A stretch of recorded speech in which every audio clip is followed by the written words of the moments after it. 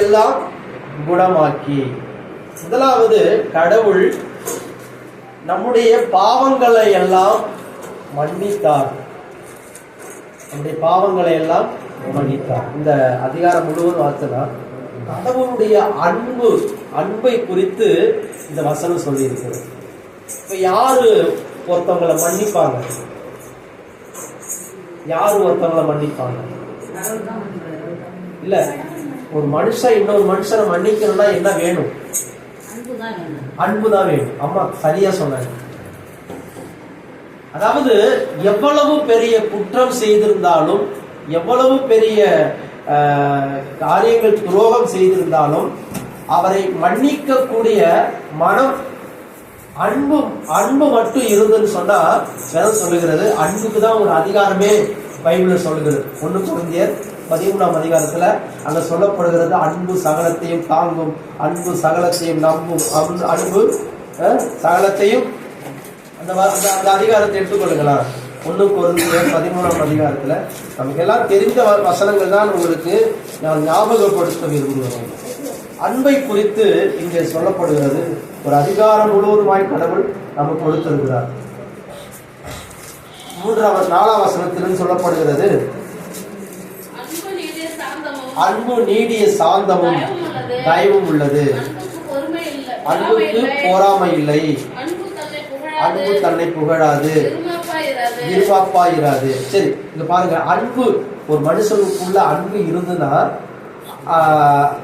அவன் எப்படி இருப்பான்னா நீடிய சாந்தம், அடுத்தது தயவு, அடுத்தது அன்புக்கு பொறாமை இல்லை. இப்போ நீங்க உங்க பிள்ளைங்க நல்லா இருக்கிறத பார்த்து சந்தோஷப்படுவீங்களா, போராடப்படுவீங்களா? ஆனா வேற ஒருத்தங்க என்ன பண்ணுவாங்கன்னா போராடப்படுவாங்க. ஏன்னா உங்களுக்குள்ள என்ன இருக்கிறது? உங்க பிள்ளையை குறிச்சதான அன்பு இருக்கிறது. அவங்களுக்குள்ள என்ன இருக்கிறதுனா எரிச்சல் இருக்கிறது. என்னடா இப்பதான் நல்லா இருக்க, இவங்க வந்தா பாரி வீட்டு வந்தா இடத்த வாங்கினா வீடை கட்டினா எப்படிடா அது என்னடா நடந்துச்சு அப்படின்னு சொல்லி என்ன பண்ணுவான், நம்ம ஆராய்ச்சி பார்க்கணும்னு சொல்லுவான். ஆனா ஒரு பெற்றோர்கள் ஒரு பிள்ளை வளர்ச்சி அடைவதை பார்த்து, நல்லா இருப்பதை பார்த்து அவங்க உள்ள எப்படி பண்ணும்? பொறாமப்படாது. என்னைக்காவது பொறாமப்படுவீங்களா? போட மாட்டோம். அதுதான் உண்மையான அன்பு. அப்போ ஒரு மனிதனுக்குள்ள அப்ப இயேசு நம்மை நேசிக்கிறார். அவர் எப்படி நேசிக்கிறாருன்னு சொன்னா, அவர் நேசிக்கிறனாலதான் நம்முடைய குற்றங்களை எல்லாம் மன்னிக்கிறார். நம்முடைய குற்றங்களை எல்லாம் சொல்லப்படும் அக்கிரமங்கள் எல்லாம் மன்னித்து, அதாவது ஆண்டவர் நம்மகிட்ட வந்து நீ அதை பண்ணுன இதை பண்ணுன சுட்டிலாம் காண்பிக்கல, அவனை மன்னிச்சுட்ட. நீ எவ்வளவு பெரிய பாவியா இருந்தாலும், எவ்வளவு பெரிய குற்றம் செய்திருந்தாலும் நான் உன்னை மன்னிக்கிறேன். அப்ப ஆண்டவருடைய அன்புக்கு முன்பால நாம் செய்கிற தவறுகள் அப்படியே என்ன பண்றது? அழிச்சுட்டு போயிடுது. அதான் ஆண்டவர் சொல்கிறார், உன் அக்கிரமங்கள் எல்லாம் மன்னித்து, அடுத்து சொல்லப்படுகிறது உன் நோய்கள் எல்லாம் குணமாக்கி. நோய்கள் எல்லாம் குணமாக்கி. ஆண்டவர் அன்பு நிமித்தமாக தான் ஆண்டவர் நம்முடைய நோய்கள் எல்லாம் அவர் குணமாக்குகிறார். ஆண்டவருடைய அன்பு நம்மை குணமாக்கும். ஆண்டவர் மனதுருக்கம் உள்ளவர். அவரை போல மனதுருகிறவர் யாருமே இல்லை. குஷ்டரோகிகள்லாம் தொட்டு சுகமாக்கி இருக்கிறார். குஷ்டரோகிகளுக்கு நம்ம பார்த்துருப்போம், கையெல்லாம் சுருங்கி இருக்கும், காது சுருங்கி இருக்கும், சிலருக்கு முகத்துல கூட அந்த புண்கள் வந்துடும். ஆனால் அவர் தொட்டு சுகமாக்கி இருக்கிறார். அப்ப அது ஒரு வியாதி உள்ளவங்களை போய் நம்ம தொடரன்னு சொன்னா யாரை தொடுவோம்? அதாவது அவங்க மேல நம்ம அன்பு வச்சிருந்தா, அன்பு இப்போ உதாரணத்துக்கு அன்னை தெரசாவை குறித்து நம்ம கேள்விப்பட்டிருக்கிறோம். அம்மா அன்னை தெரசாவை குறித்து அவங்க எல்லாம் சாதாரணமா நம்ம யாராவது உடம்புல ஒரு புண்ணு இருந்தா என்ன பண்ணுவோம்? அவங்கள பார்த்துட்டு விலகிடுவோம், ஐயோ நீங்க நான் உள்ளவே வரலன்னு சொல்லிடுவோம். ஆனா அப்படிலாம் நம்ம அந்த புண்கள் வருந்த சீழையெல்லாம் துடைத்து, அதற்கு அன்பு வேணும், மனதுருக்கம் வேணும். இப்போ உதாரணத்துங்களா, நம்ம பிள்ளைங்க நம்ம வீட்டில் யாருக்கோ ஒரு உடம்பு சரியில்லை, அது தீராத புண்ணு, அந்த புண்ணை போய் நம்ம கழுவி மருந்து வைக்கலாம், ஐயோ என்னை பார்த்தாலே பயமா இருக்கு அப்படின்னு சொல்லி என்ன பண்ணுவோம்? விலகி போயிடும். ஆனா அந்த அன்பு உள்ளவங்க.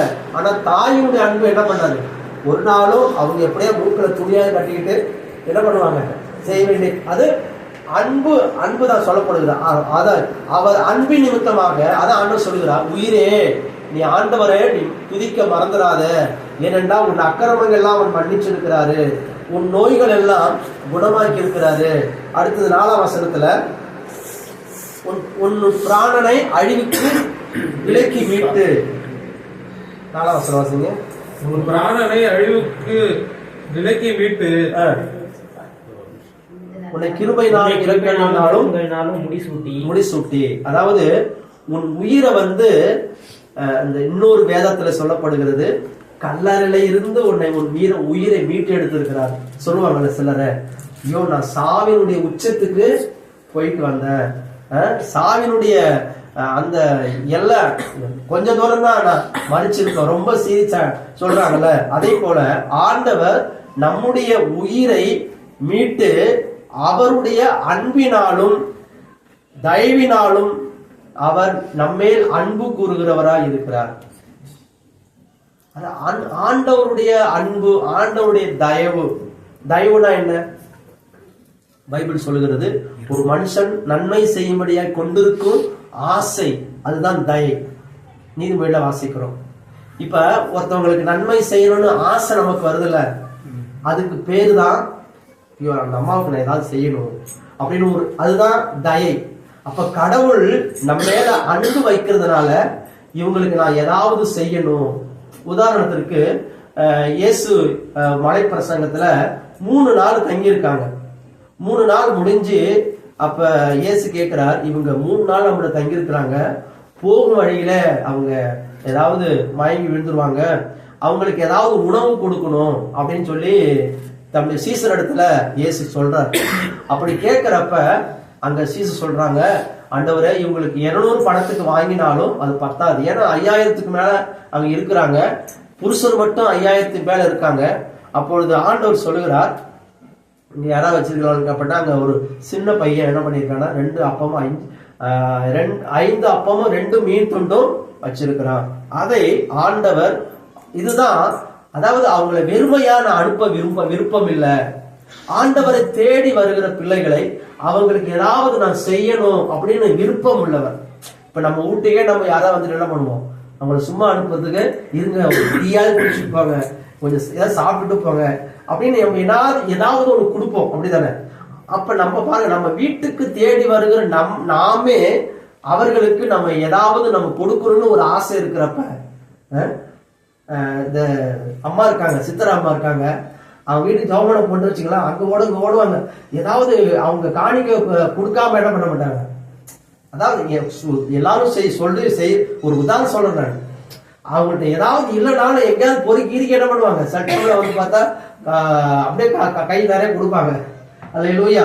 அப்ப அவங்களுக்கு என்னன்னு சொன்னா, பாஸ்டர் நம்ம என்ன பண்ணக்கூடாது, சும்மா அனுப்பக்கூடாது. எல்லாரும் அப்படிதான் செய்யறீங்க, இருந்தாலும் அம்மாவுடைய உதாரணத்துக்கு தான் சொன்னேன், நீங்க தப்பா யாரும் எடுத்துக்கூடாது.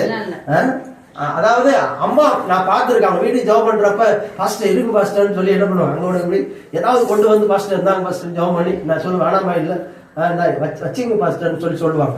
அப்ப தான் வீட்டுக்கு வருகிற பாஸ்டரையோ அல்லது உறவுக்காரங்களையோ சொந்தக்காரங்களையோ என்னக்கா வந்து சும்மா அது இருக்காத, பால்கார் வருவார், தீ குடிச்சிட்டு போல இருக்கா அப்படின்னு நம்ம என்ன பண்றோம் சொல்றல. அதே போல கடவுள் தம்மை தேடி வருகிற பிள்ளைகளை அவர் வெறுமையாக சும்மாவே அனுப்ப மாட்டார். இந்த நாள்ல நீங்க இந்த வீட்டு ஜபத்திற்கு இத்தனை பேர் வந்திருக்கீங்கன்னு சொன்னா நிச்சயமா ஆண்டவர் உங்களுக்கு என்ன பண்ணுவார், நீங்க எதை எதிர்பார்க்கிறீங்களோ அவர் உங்கள் தேவைகளை அவர் அறிந்திருக்கிறார், நிச்சயமா உங்களுக்கு அவர் செய்வார். அல்லேலூயா.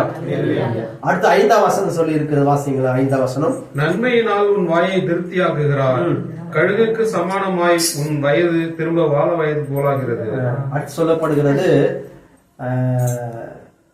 நன்மையினால் உன் வாயை திருப்தியாக்குகிறார் அப்படின்னு சொன்னா நல்ல ஆசீர்வாதங்களை, இன்னொரு அந்த மொழிபெயர்ப்பு சொல்லுகிறது, நமக்கு மிகுதியான நல்ல பொருட்களை அவர் தருகிறாராம். எதனால தருகிறார்? அன்பு நிமித்தமாக. அல்லேலூயா. அன்பு கொடுக்க வைக்கும், அன்பு கொடுக்க வைக்கும். இப்ப நம்ம வீட்டுக்கு பெண்கள் தான் அப்படி அதிகமா செய்வாங்க.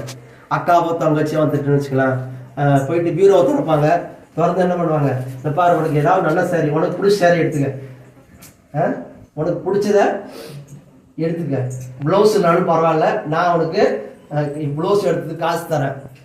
அது என்னன்னு சொன்னா அன்பு கொடுக்கக்கூடிய அந்த எண்ணத்தை கொடுக்கும். அல்லேலூயா.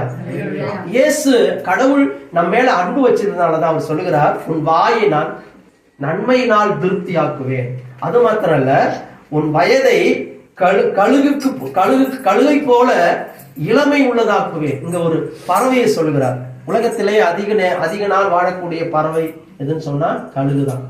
அதாவது சொல்றாங்க, ஒரு 40 வருஷம் உயிரோடு இருக்குமா, அடுத்தது என்ன பண்ணுமா, போயிட்டு ஒரு மலை உச்சியில போயிட்டு தன்னுடைய ரெக்கையே தானே கொத்திக்கிட்டு இந்த மூக்கு அந்த எல்லாத்தையும் உடைச்சிட்டு அது என்ன பண்ணுமா, அந்த மலை குகைக்குள்ள அமர்ந்திருக்கும். அதுக்கு ரெக்க புதுசாக இறகுகள் முளைத்து அது முன்னாடி எவ்வளவு தூரம் உயரமா போனதோ அதை காட்டிலும் உயரமா போகும். நீங்க பாத்திருக்கீங்களா, மிக உயரமாய் பறக்கக்கூடிய பறவை அது கழுகுதான். அதனுடைய பார்வைகள் எல்லாம் தூரம் போக போகதான் அதனுடைய பார்வையெல்லாம் ரொம்ப கிளியரா தெரியுமா, அவ்வளவு ஷார்ப். அதுக்கு அங்கேயிருந்து சல்லுன்னு வந்து என்ன பண்ணும், கோழி குத்திட்டு போகல. அதனுடைய பார்வை, அதனுடைய வேகம், அதனுடைய பலன் அதெல்லாம் இளமைக்கு ஒத்திருக்கிற பலனை போல் இருக்கிறது என்று அதான் ஆண்டவர் சொல்லுகிறார். அவர் நம்முடைய வாயை, நம்முடைய வாழ்க்கையை நல்ல பொருட்களை தருகிறார். அடுத்தது நம்முடைய வயதை இளமையை போல, கழுகை போல இளமை உள்ளதாக அவர் மாற்றுகிறார். அடுத்தது 10ஆம் வசனம் வாசிங்களா. அவர் நம்முடைய பாவங்களுக்கு தக்கதாக நமக்கு செய்யாமலும் நம்முடைய அக்கிரமங்களுக்கு தக்கதாக நமக்கு சரி கட்டாமலும் இருக்கிறார்.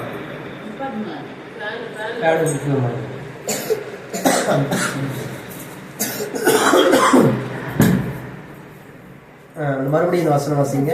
அவர் நம்முடைய பாவங்களுக்கு தக்கதாக நமக்கு செய்யாமலும் நம்முடைய அக்கிரமங்களுக்கு தக்கதாக நமக்கு சரி கட்டாமலும் இருக்கிறார்.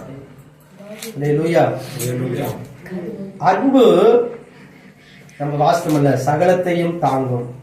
இங்க சொல்லப்படுகிறது நம்முடைய அக்கிரமங்களுக்கு தக்கதாக, நம்முடைய பாவங்களுக்கு அடுத்து இந்த 8ஆம் வசனம் சொல்லப்படுகிறது, கர்த்தர் உருக்கமும் நீடிய சாந்தமும் மிகுந்த கிருபை உள்ளவர் அப்படின்னு சொன்னார்.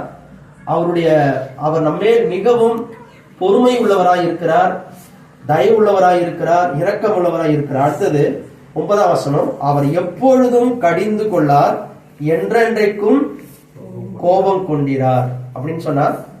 அவர் எப்பொழுதுமே நம்மை குற்றம் காண்பதில்லை, அவர் எப்பொழுதுமே நம்ம மேல கோபமா இருப்பதே இல்லை. நம்ம எப்போதும் பிள்ளைங்க மேல கோபமா இருப்போமா? அப்படி கோபமா இருந்தாலும் என்ன பண்ணுவோம், எங்க சின்ன பையன் இருக்கிறான், அவன் சேட்டையெல்லாம் ரொம்ப பயங்கரமா இருக்கும். அதனால நான் அடிச்சுவேன். அடிச்சுட்டு எனக்கே மாதிரி ஆயிடும், கட்டி பிடிச்சி நானே என்ன பண்ணுவேன், உருவி கொடுத்து ஒரு முத்தம் கொடுத்து, எப்பா இப்படிலாம் செய்யக்கூடாது சாமி அப்படின்னு சொன்னோன்னா அவன் அப்படியே ஒரு மாதிரி ஆயிடுவான். அப்படி ஆயிட்டு அப்புறம் எனக்கு அவர் முத்தம் கொடுப்பான், நான் ஒரு முத்தம் கொடுப்பேன். அப்படியே அன்பு எப்பொழுதுமே கோபமா இருக்காது. இந்த ஏன்னா நம்ம குடும்பத்தை வச்சா சொல்லுவோம், பிள்ளைங்க வந்து அம்மா கிட்ட தான் ஆம்பளை பசங்க வந்து அம்மாட்ட தான் கேட்பாங்க, அப்படிதானே? அப்பா கேட்டா இல்லடா சொல்லுவாங்க, அம்மாட்ட கேட்டா இல்லனாலும் என்ன பண்ணுவாங்க, சண்டை போடல, இல்லடாம்பாங்க. அம்மா இருக்குமா, பாருமா அப்படின்னு சொல்லி அவங்க என்ன பண்ண, கடுவிட்டாப்பா இதான் தப்பி இந்த இதான் இருக்குது அப்படின்னு என்ன பண்ணுவாங்க, கொடுத்துருவாங்க. அல்லேலூயா. அவங்க அதான் கடவுள் நம்ம மேல எப்பொழுதுமே அவர் கோபமா இருக்க மாட்டார். அடுத்து சொல்லப்படுகிறது, அவர் 10ஆம் வசனம், நம்முடைய பாவங்களுக்கு தக்கதாக நமக்கு செய்யாமலும் நம்முடைய அக்கிரமங்களுக்கு தக்கதாக நமக்கு சரி கட்டாமலும் இருக்கிறார். எப்படின்னு சொன்னா, நம்ம செஞ்ச பாவத்திற்கு சரியாக நம்ம தண்டனை வாங்கணும்னு சொன்னா நம்மளால என்ன பண்ண முடியாது, தாங்க முடியாது. அதான் சொல்லப்படுது, அவர் நம்முடைய பாவங்களுக்கு தக்கதாக செய்யாமலும் நம்முடைய அக்கிரமங்களுக்கு தக்கதாக சரி கட்டாமலும் இருக்கிறார். ஏனென்றால் அடுத்த வசனம் சொல்லி 11ஆம் வசனத்துல, பூமிக்கு வானம் எவ்வளவு உயரமா இருக்கிறதோ அவருக்கு பயந்தவர் மேல் அவருடைய கிருபை அவ்வளவு பெரிதா இருக்கிறது. இங்க அவருடைய கிருபை என்று சொல்லப்படுகிறது. ஆனா இன்னொரு மொழி, அவருடைய அன்பு அவ்வளவு பெரிதா இருக்கிறது. வானத்துக்கு பூமி எவ்வளவு தூரம் அளந்து பார்க்க முடியாது. அவருக்கு பயப்படுகிற பிள்ளைகள் மேல அவ்வளவு அன்பா இருக்கிறார், அவ்வளவு அன்பா இருக்கிறார். அதனாலதான் அவர் நம்முடைய பாவங்களுக்கு தக்கதாக நமக்கு செய்யாமலும் நம்முடைய அக்கிரமங்களுக்கு தக்கதாக சரி கட்டாமலும் இருக்கிறார். அடுத்தது நம்முடைய பாவங்களை 12ஆம் வசனத்துல, மேற்குக்கும் கிழக்குக்கும் எவ்வளவு தூரமோ அவ்வளவு தூரமாய் நம்முடைய பாவங்களை நம்மை விட்டு விலக்கினார். நம்ம ஆண்டவர்கிட்ட போய், ஆண்டவரே ஓப்பனா சொல்றப்ப, ஆண்டவரே நான் குற்றவாளி தான், நான் செஞ்சிட்டேன். உதாரணத்திற்கு நேத்து நான் இரவு ஜெபம் பண்றேன், அதிகாலை ஜெபம் பண்ணவே முடியல. அலாரம் வச்சாலும் என்ன பண்ணிடுறேன், 4:30 மணிக்கு அலாரம் அடிச்சாலும் என்ன பண்ண முடியல, எழுந்திருக்க முடியல.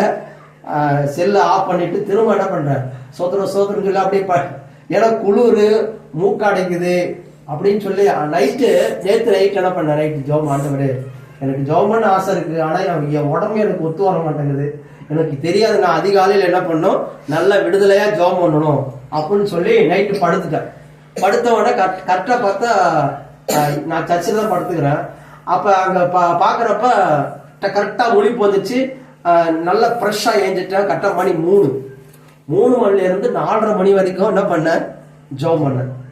யாராருக்கு ஜெபம் பண்ண, நமக்கு சபைக்கு வருகிற எல்லாருடைய பெயரை சொல்லி, ஸ்ரீபுரந்தனுக்காக, கோவிந்தபுத்தருக்காக, நாச்சியார்பேட்டைக்காக 1.5 மணி நேரம், ஒரு அரை மணி நேரம் துதித்தடைய ஆண்டவரை துதிச்சு கொண்டே இருந்தேன். கொஞ்ச நேரம் அன்னை பாசையில பேசினேன், அப்புறம் வேதம் வாசித்தேன். அப்புறம் உங்களுக்காக ஒவ்வொருத்தருடைய குடும்பங்களை நினைத்து உங்களுடைய குடும்ப ஆசீர்வாதத்திற்காக, பிள்ளைகளுக்காக ஜெபம் பண்ணேன். அப்ப ஆண்டவர்கிட்ட போய், ஆண்டவரே நம்ம ஓப்பனா அதை சர்வசாதாரணமா சொல்லிடலாம், ஆண்டவர் என்னால காலை ஏஞ்சி ஜெபம் பண்ண ஆசை இருக்கு, ஆனா என்ன பண்ண முடியல, ஏந்திருக்க முடியல ஆண்டவரே அப்படின்னா அவர் என்ன பண்ணுவாரு, நம்முடைய விருப்பத்தை அவர் நிறைவேற்றுவார். நம்மளுக்கு ஆசை வேணும், நான் ஜெபம் பண்ணணும் அப்படின்னு சொல்லி ஒரு ஆசை நமக்கு வந்தாலே அவர் என்ன பண்ணுவார், அப்புறம் மீதியானதை அவர் எடுத்துக்கொள்வார். அல்லேலூயா. பிரியமா இருக்கு அப்படி என்ன பண்ணுவாரு, அவர் நம்முடைய விருப்பத்தை அவர் நிறைவேற்றுவார். அல்லேலூயா. ஆண்டவருடைய நாம மகிமைப்படுவது. ஏன் சொல்றேன்னா, கடவுள் ஏதோ நமக்கு தூரமானவர் அல்ல, நம்மை தேடுகிறவர்களுக்கு, வேதம் சொல்லுகிறது, உண்மையாய் தம்மை தேடுகிறவர்களுக்கு சமீபமாய் இருக்கிறார். இப்ப எப்படி நம்ம பக்கத்துல கோவாஸ் இருக்கிறது போல, இப்படி நம்ம கேட்கிற தூரத்துல, பேசுற தூரத்துல அவர் என்ன பண்றாரு, நமக்கு பக்கமா வந்து விடுகிறார். ஏன்னா அவர் அன்புள்ள தேவன். அவர் நம்மை யார் நம்மை வேதம் சொல்லுகிறது, தேவனை தேடுகிற உணர்வுள்ளவன் உண்டோ என்று அவருடைய கண்கள் பார்த்து கொண்டே இருக்கிறது. யாரெல்லாம் என்னை தேட விருப்பப்படுறாங்க, யாரெல்லாம் என்னை தேடுவதற்கு ஆவலா இருக்கிறாங்க அப்படின்னு சொல்ற அந்த மனிதனை கர்த்தருடைய கண்கள் என்ன பண்ணதா, பார்த்து கொண்டே இருக்கிறதா. அல்லேலூயா. அடுத்து சொல்றாரு 13ஆம் வசனத்துல, தகப்பன் தன் பிள்ளைகளுக்கு இறங்குகிறது போல கர்த்தர் தமக்கு பயந்தவர்களுக்கு இறங்குகிறார். ஒரு அப்பா தன்னோட பிள்ளைக்கு இறங்குகிறது போல கடவுள் என்ன பண்றாரு, தமக்கு பயப்படுவர்களுக்கு என்ன பண்றாரு, இறங்குகிறார். அடுத்து சொல்றாரு 14ஆம் வசனத்துல, நம்முடைய உருவம் என்னதென்று அவர் அறிவார், நம் மண் என்று நினைவு கூறுகிறார். அதாவது நம்முடைய பலவீனம் என்ன என்பதை நம்முடைய தகப்பன் அறிந்திருக்கிறார். அதாவது பெற்றோர்களுக்கு பிள்ளைகளுடைய பலவீனம் தெரியும். அவன் விடுற, அவன் சும்மா வாயான்னு பேசுவான், அவனுக்கு ஒண்ணுமே கிடையாதா அப்படின்னு என்ன பண்ணுவோம். அதாவது ஒவ்வொருத்தர் குறித்து நம்ம அறிந்திருக்கிற அறிவு. இப்ப கடவுள் நம்மை குறித்து என்ன சொல்லுகிறாருன்னா, நம்முடைய உருவம் இன்னதென்று அவர் அறிவார், நாம் மண் என்று அவர் நினைவு கூறுகிறார். நம்ம எவ்வளவு பெரிய ஆளா இருந்தாலும் ஆண்டவருடைய பார்வையில் நம்ம எப்படி பார்க்கிறாரா, மண்ணு. அல்லேலூயா. எங்க சின்ன பையன் இருக்கிறானே, அவங்க அம்மாச்சி, அவங்க பாட்டி என்ன பண்ணுவாங்கன்னா, அவங்க தான் ஹாஸ்பிட்டல்ல இருந்து பாத்துக்கிட்டாங்க. இவங்க சொல்லுவாங்க, டேய் நீ பிறக்கும் போது ஓனாவச்சி மாதிரி இருந்துட்டு நான் நீ என்ன சேட்டை பண்ற அப்படின்னு சொல்லுவாங்க. அப்ப நம்ம நம்ம நம்ம நம்ம நினைக்கலாம், அவன் பெரிய ஆளுன்னு நினைக்கலாம். ஆண்டவர் சொல்ல, ஏய் நீ மண்ணுடா, நீ மண்ணு. அதாவது சொல்றாரு, நம்முடைய உருவம் இன்னதென்று அவர் அறிவார், நம் மண் என்று அவர் நினைவு கூறுகிறார். ஏன்னா அவர் தான் நம்ம மண்ணால எடுத்து செஞ்சார். நம்ம சொல்லுவோம்ல, நீ நீ கடந்த காடன்னா இப்ப நீ என்ன ஆட்ட போடுறிய அப்படின்னு. ஏன்னா நம்முடைய அவங்களுடைய குழந்தையில நம்ம ஒருத்தவங்களை பார்க்கும்போது சொல்லுவோம்ல, இவன் எப்படி கடந்தா நீ இப்படி எப்படி. சில பிள்ளைங்க வந்து குழந்தையில வந்து ஒல்லியா இருக்கும், வளர்ந்த பிறகு என்ன பண்ணும், நல்லா குண்டாயிடும். எப்படி கடந்தது, எப்படி ஆயிடுச்சு பாரு அப்படின்னு சொல்றோம்ல. அப்ப கடவுள் நம்மை குறிச்சு, நம்முடைய பலவீனத்தை குறித்து அவர் அறிந்திருக்கிறார். ஏன்னா நம்ம மண்ணிலிருந்து எடுக்கப்பட்டதுனால இந்த உலகத்தினுடைய ஆசைகள் இச்சைகள் நம்ம சாகுற வரைக்கும் இருக்கும். அதனால சொல்றாரு, அவன் மண்ணு தான்டா, அவன் விழுகிறவன் தான், அவன் பலவீனமானவன் தான். அவன் வந்து சொல்லப்படுகிறது, அவனுடைய நாட்கள் எல்லாம் 15 வசனத்துல, அவனுடைய நாட்கள் புல்லுக்கு ஒப்பாய் இருக்கிறது, வெளியின் புஷ்பத்தை போல பூக்கிறான், காற்று அதன் மேல் வீசின உடனே அது இல்லாமல் போயிற்று, அது இருந்த இடம் இனி அறியாது. இப்ப மனுஷனுடைய ஒன்று மண்ணு என்று சொல்லுகிறார், இரண்டாவது மனுஷனுடைய நாட்கள் புல்லுக்கு ஒப்பாய் இருக்கிறது. புல்லு பார்த்திருக்கீங்களா? புல்லு மழை காலத்துல நல்லா செழிப்பா இருக்கும், வெயில் காலத்துல பார்த்தா காஞ்சு போயிடும். அப்ப நம்முடைய வாழ்க்கையும் அப்படிதான். அடுத்தது ஒரு சொல்லுகிறார், அவன் வெளியில் புஷ்பத்தை போல பூக்கிறான். ஒரு பூவை போல மனிதனுடைய வாழ்க்கை இருக்கிறது. காலையில பார்த்தா பூ என்ன பண்ணுது, ஃப்ரெஷ்ஷா அப்படியே என்ன பண்ணுது, மலர்ந்து அழகா இருக்கிறது. சாயந்தரம் ஆன போனா டங்குன்னு என்ன பண்ணுச்சு, தொங்கி தலை தொங்கி போய் சுருங்கி போயிடுது. அதான் அது 16ஆம் வசனம் சொல்லி இருக்குது, காற்று அதன் மேல் வீசின உடனே அது இல்லாமல் போயிற்று, அது இருந்த இடம் இனி அதை அறியாது. அதான் மனுஷனுடைய வாழ்க்கை பூவுக்கும் புல்லுக்கும் ஒப்பாய் இருக்கிறது. அந்த அது பூத்து மலர்ந்து இருக்கிற ஒரு குறிப்பிட்ட காலம், எப்படி ஒரு பூ செடியில அது மலர்ந்து இருக்கிற காலம் வரைக்கும் தான் அதனுடைய ஆயுசு நாட்கள். அப்புறமா போச்சுன்னா அது நல்ல மலர்ந்த பூ தான் பிச்சு தலையில வச்சுப்பாங்க. சூரியமரம் பூ என்ன பண்ண மாட்டாங்க, இதெல்லாம் வேணாம் அப்படின்னு விட்டுருவாங்க. அல்லேலூயா. எல்லாவற்றிற்கும் ஒரு ஒரு காலத்தை கடவுள் வைத்திருக்கிறார். நம்முடைய வாழ்க்கையை அவருடைய பார்வையில மண்ணை போல் இருக்கிறது, புல்லை போல இருக்கிறது, பூவை போல் இருக்கிறது. இந்த வாழ்க்கையை தான் ஆண்டவர் அந்த வாழ்க்கையில அவர் வர வேண்டும் என்று அவர் விரும்புகிறார். 17ஆம் வசனத்துல, அப்படி நீங்க ஆண்டவருக்கு இடம் கொடுத்துட்டீங்கன்னு சொன்னா, அவருடைய கிருபை அவருக்கு பயந்தவர் மேலும், அவருடைய நீதி அவர்கள் பிள்ளைகளுடைய பிள்ளைகள் மேலும் அனாதியா என்றென்றைக்கும். அதாவது அனாதின்னு சொன்னா சதா காலம். இப்ப நம்ம கடவுளால் ஆசீர்வதிக்கப்பட்டு விட்டால், இப்ப நம்ம பிள்ளைகளுடைய பிள்ளைகள். இப்ப எப்படி ஒரு வாழை மரத்திலிருந்து ஒரு வாழை மரம் தள்ளின பிறகு அடுத்த ஒரு கன்று உருவாவது போல, இப்ப சதீஷ் பிரதர் அவங்க குடும்பத்துல ஆண்டவர் ஏத்துக்கிட்டாங்க. இப்ப 2வது தலைமுறை அவங்க பிள்ளைங்க. இப்ப இவங்க பிள்ளைங்க யாராதான் இருப்பாங்க, கடவுளுடைய பிள்ளையா தான் இருப்பாங்க. அவங்க பிள்ளைங்க கடவுளுடைய பிள்ளையா தான் இருப்பாங்க. இதுதான் கர்த்தருக்கு பயப்படுகிற பிள்ளைகளுடைய சந்ததியை அவர் தொடர்ந்து என்ன பண்றாரு, ஆசீர்வதிக்கிறார். அடுத்து கடவுளுடைய மகத்துவத்தை சொல்லப்படுகிறது. 18ஆம், அவருடைய உடன்படிக்கையை கை கொண்டு அவருடைய கட்டளையின்படி செய்ய நினைக்கிறவன் மேலே உள்ளது. அடுத்தது அவருடைய செய்கைகளை குறித்து 19ஆம் வசனம், கர்த்தர் வானங்களில் தமது சிங்காசனத்தை ஸ்தாபித்திருக்கிறார், அவருடைய ராஜரீகம் சர்வத்தையும் ஆளுகிறது. அவர்தான் இந்த வானம் பூமி எல்லாவற்றையும் ஆளுகை செய்கிறவர். 20ஆம் வசனத்துல, கர்த்தருடைய வார்த்தையை கேட்டு அவருடைய வசனத்தின்படி செய்கிற பலத்த சௌரியவான்கள் அப்படின்னு சொன்னா பலசாலிகளாய் இருக்கிற தூதர்களே அவரை துதியுங்கள். கர்த்தருக்கு பிரியமானது செய்து அவர் பணிவிடைக்காரராய் இருக்கிற அவருடைய சர்வ சேனைகளே அவரை ஸ்தோத்தரியுங்கள். இப்படி என்று கர்த்தர் ஆளுகிற எவ்விடத்திலும் உள்ள சகல கிருகிகளே அவரை ஸ்தோத்தரியுங்கள், என் ஆத்துமாவே கர்த்தரை ஸ்தோத்தரி அப்படின்னு சொல்லி இந்த சங்கீதக்காரன் தாவீது சொல்லி ஆண்டவருடைய அன்பை ருசி பார்த்த ஒரு மனுஷன். அல்லேலூயா. இந்த நாளில கடவுளுடைய அன்பு நமக்கு தேவை. இதிலிருந்து ஒரு 40 நாள் என்ன பண்றாங்கன்னா இயேசுவினுடைய பாடும் மரணங்கள் அந்த குட் ஃப்ரைடே வரைக்கும் என்ன பண்ணுவாங்க, எல்லா சபைகளிலும் தியானம் செய்வார். இன்னைக்கு சாம்பல் புதன் சொல்லுவாங்க. அதாவது இன்னைக்குதான் அதாவது துக்கத்தினுடைய துவக்கம், அதாவது அந்த தவக்காலத்தினுடைய விரதத்தினுடைய துவக்க நாள். இதுல இருந்து குட் ஃப்ரைடே வரைக்கும் என்ன பண்ணுவாங்கன்னா வருகிற வெள்ளிக்கிழமை முதல் வெள்ளி, அடுத்து 2ஆம் வெள்ளி, 3ஆம் வெள்ளி, 7ஆம் வெள்ளிக்கு தான் பெரிய குட் ஃப்ரைடே கொண்டாடுவாங்க. இந்த நாள்ல இந்த சாம்பல் புதன் அப்படின்னு சொன்னாலே அந்த அவங்க ஒரு அதாவது அந்த போன குட் ஃப்ரைடேக்கு இந்த குருத்தோலை கொடுத்துருப்பாங்க. அதாவது மற்ற சபைகள்லாம் செய்வாங்க அப்படின்னு சொன்னா அந்த குருத்தோலையில சிலுவை மாதிரி செஞ்சு கொடுத்துருப்பாங்க. அதை கொளுத்தி சாம்பலாக்கி அந்த சாம்பலை நெற்றியில சிலுவை போடுவாங்க.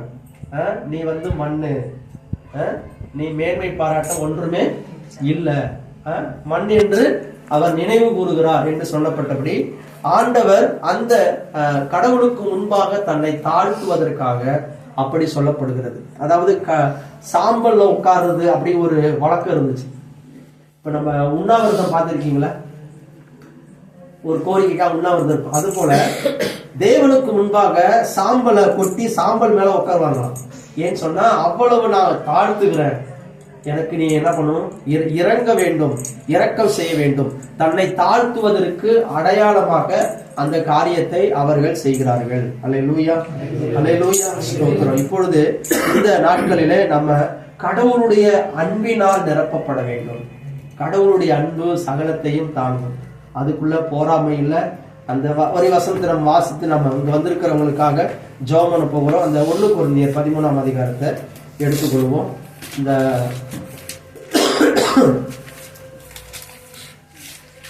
1 கொரிந்தியர் 13ஆம் அதிகாரம்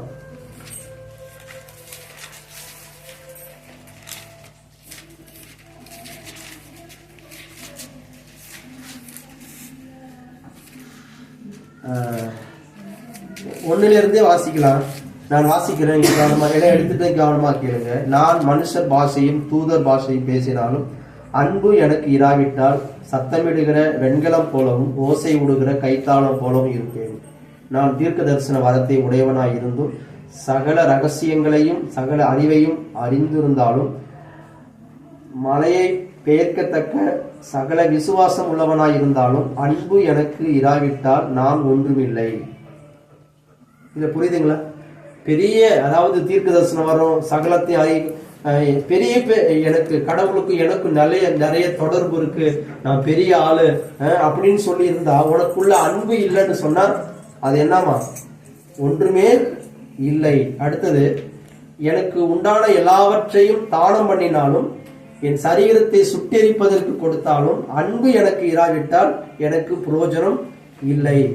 அன்பு நீடிய சாந்தமும் தயம் உள்ளது, அன்புக்கு பொறாமை இல்லை. அன்பு தன்னை புகழாது, விருமாப்பா இராது. இப்ப இந்த வார்த்தையை கேட்டுறீங்களா? அப்படின்னா என்ன? இராது. வீம்பு. அன்பு என்ன பண்ணாரு? அன்பு இருந்தா வீம்பு இருக்காது. அதாவது ஒரு சம்பவம் நடந்துச்சுன்னு சொன்னா அப்படி என்ன பண்ணணும்? அதை விட்டுட்டு சமாதானமா ஆகிடும். அவங்களுக்கு ரைட்டு, அம்மா அதை சூப்பரா அந்த வார்த்தையை எடுத்து கொடுக்குறாங்க, அம்மாவுக்கு நன்றி. அவங்களுக்கு தெரிஞ்சது அவ்வளவுதான். நம்ம என்ன பண்ணணும்? ஒதுக்கிக்கணும், இல்ல ஏற்றுக்கொள்ளணும். சரி, இது வரைக்கும் நம்ம என்ன பண்ணிட்டோம்? பிரிஞ்சு இருந்துட்டோம். அவங்களுக்கு அப்ப அன்பு நமக்குள்ள இருந்துன்னு சொன்னா நம்ம என்ன பண்ண மாட்டோம்? இருமாப்பா இருக்க மாட்டோம். அடுத்தது, யோக்கியமானதை செய்யாது, தற்பொழுவை நாடாது, சினம்னா கோபம் அடையாது, தீங்கு நினையாது. சண்டைக்கு மறுமண்டு வந்தவளே என்ன கண்டுட்டு ஒதுங்குறான். சரி. எனக்கு சண்டைக்காரங்கள்ட்ட பேசியிருந்தா நான் கண்டுக்காத போறேன். அது ஏன்னாக்க ஆண்டவர் சாமி கும்பிடுறாங்க அப்படின்னு எனக்கு என்னட்ட சண்டைக்கு வந்தாலும் எனக்கு பயந்துட்டு போறாங்க. ஸ்தோத்திரம், அல்லேலூயா. சரி, அப்ப அன்பு தற்பொழிவை நாடாது.